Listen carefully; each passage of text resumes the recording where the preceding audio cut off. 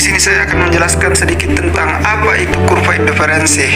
Kurva indiferensi adalah kurva yang menunjukkan berbagai kombinasi konsumsi dua macam barang yang memberikan tingkat kepuasan yang sama bagi seorang konsumen. Adapun contoh barang dari kurva indiferensi adalah makanan bakso dan makanan sate. Di sini saya akan menunjukkan sedikit kurva indiferensi yang dimana U sama dengan X kali Y, dimana U sama dengan tingkat kepuasan dan X adalah makanan bakso dan Y adalah sama dengan makanan sate.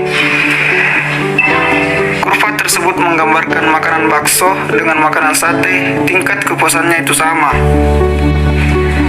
Adapun sedikit asumsi kurva indiferensi. Yang pertama itu semakin jauh kurva indiferensi dari titik origin, semakin tinggi tingkat kepuasannya. Yang kedua, kurva indiferensi menurun dari kiri atas ke kanan bawah dan cembung ke titik origin. Dan yang terakhir itu kurva indiferensi tidak saling berpotongan. Mungkin itu saja yang sempat saya sampaikan mengenai kurva indiferensi. Sushi itu merupakan barang pengganti yang mana contohnya adalah beras dan jagung.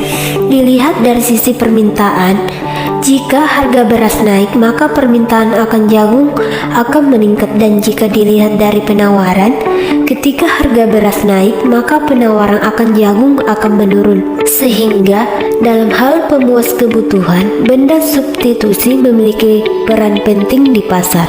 Pasalnya, barang ini dianggap memiliki manfaat bagi konsumen untuk memberikan pilihan pemenuhan kebutuhan di saat barang sejenis tidak ditemukan.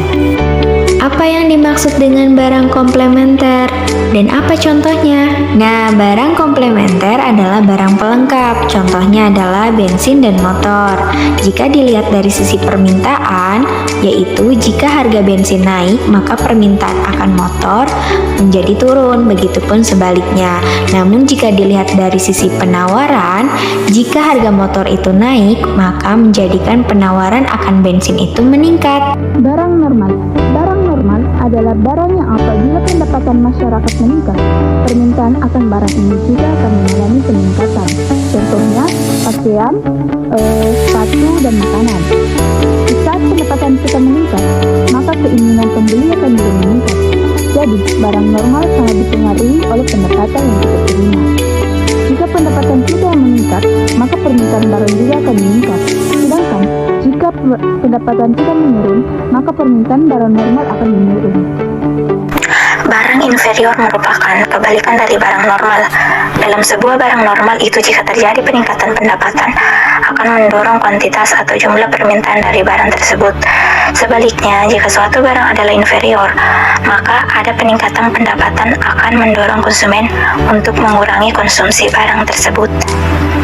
Barang inferior itu barang yang menurun permintaannya jika pendapatan konsumen meningkat. Barang inferior sering dikategorikan sebagai barang yang berkualitas minimal dan harga ekonomis.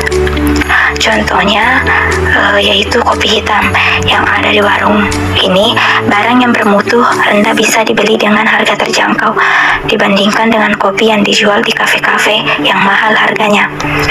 Dan konsumen yang mempunyai penghasilan rendah atau tidak mempunyai uang yang cukup akan lebih memilih kopi hitam yang ada di warung-warung dengan harga terjangkau dibanding kopi yang ada di kafe. Tapi saat ini konsumen ini sudah punya uang lebih atau pendapatan realnya mengalami peningkatan. Konsumen ini akan mengganti kopi hitam tadi dengan kopi mahal yang ada di kafe.